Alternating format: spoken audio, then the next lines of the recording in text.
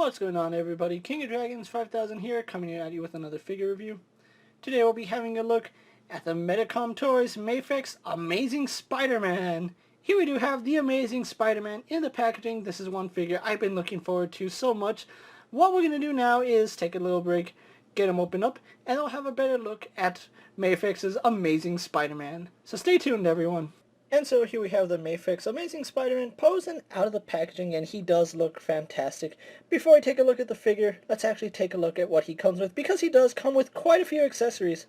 For starters, he does come with 3 different head sculpts. He does come with the head on him right now, which is a masked head with the open eyes. He does come with a masked head with with angry looking eyes. And then we also do get an unmasked head with a new neck piece, and that looks really good. So I am glad they included so many different heads with this Spider-Man. Spider-Man also does include 6 pairs of hands. He does come with a pair of relaxed hands. He comes with a pair of thwip hands. He comes with a pair of fists. He comes with a pair of grasping hands. He comes with a pair of wall-crawling hands. And then we also do get magnetized wall-crawling hands.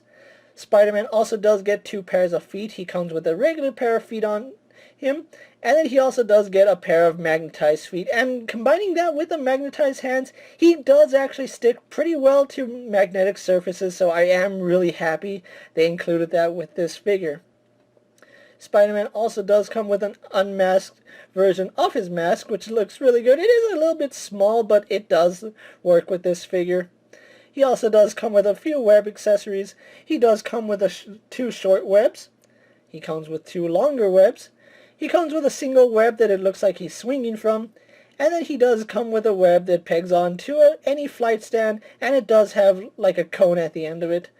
And finally, Spider-Man does come with a Mafex stand, so overall this Spider-Man does come with quite a bit, and I am really happy about that.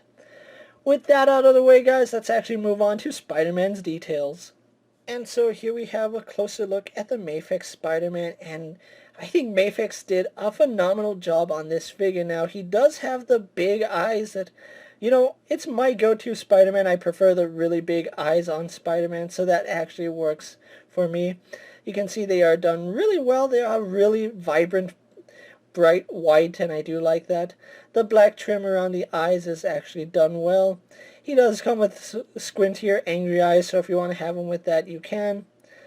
But I really just love the web work here in his mask. You can see it is sculpted in, so I do like that. And for the most part, it does have the web lines painted in. There's like a black wash going all the way around him.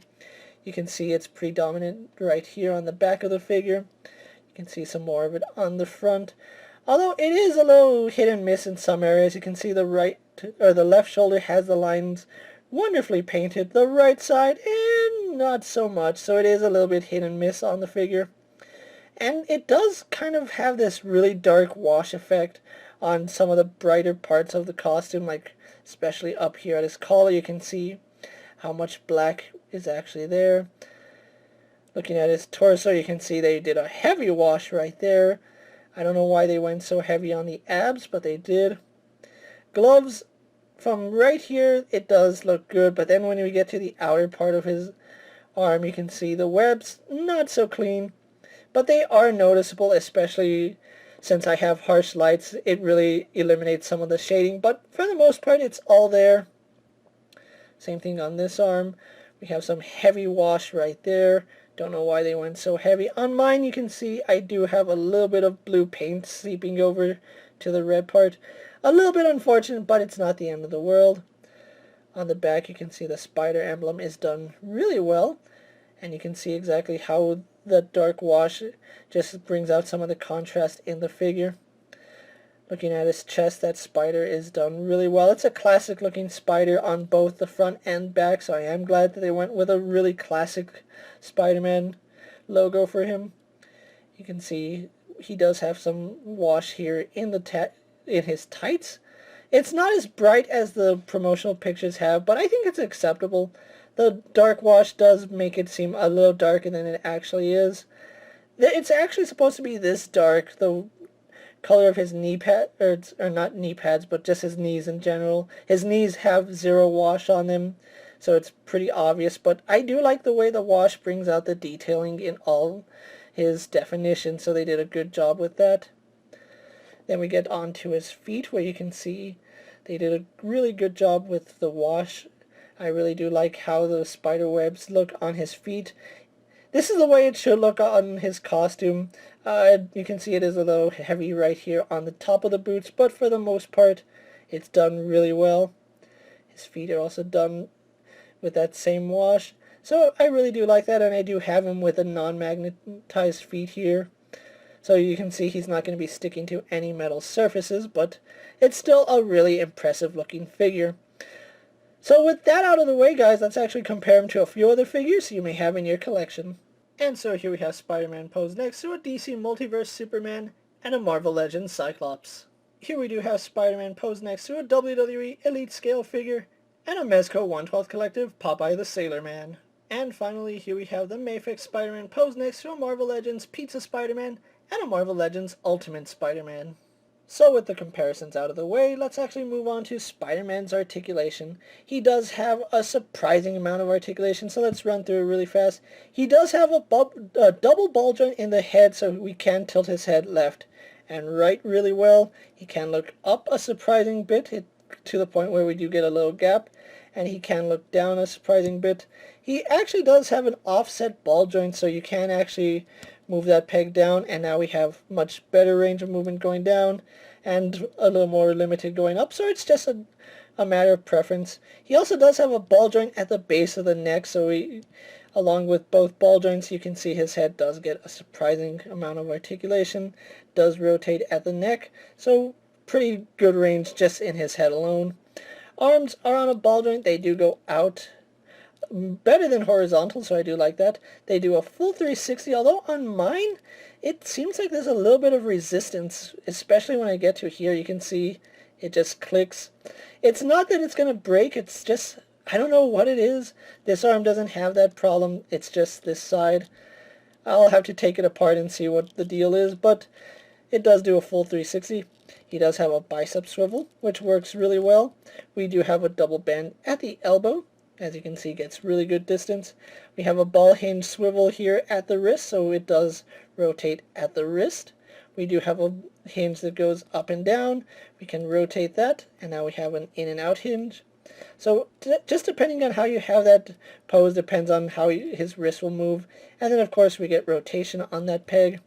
He has a pretty good butterfly joint. You can see he can bring his arm almost all the way across, so I do like that. Arms go about that far back, and they do pivot up and down, so you can actually get those moving however you want. He does have a ball joint in the torso, which does lean back about that far, leans forward about that far, tilts to the side, to the other side, so all the way around, especially some rotation.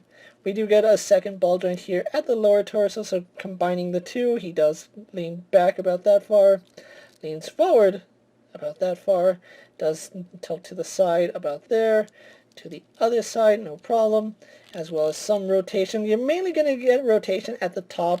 This side is a little bit limited due to his crotch piece. Legs are on a ball joint that have a drop down hinge, so they do go forward about there, they go back, they go out, and you can actually drop the hinge down, so we do get better range of articulation. He does have a thigh swivel up high, double bend in the knee, works really well, although I really would have liked to see them finish the knee sculpt just so it doesn't break up as much as it does, but it's still a really nice joint.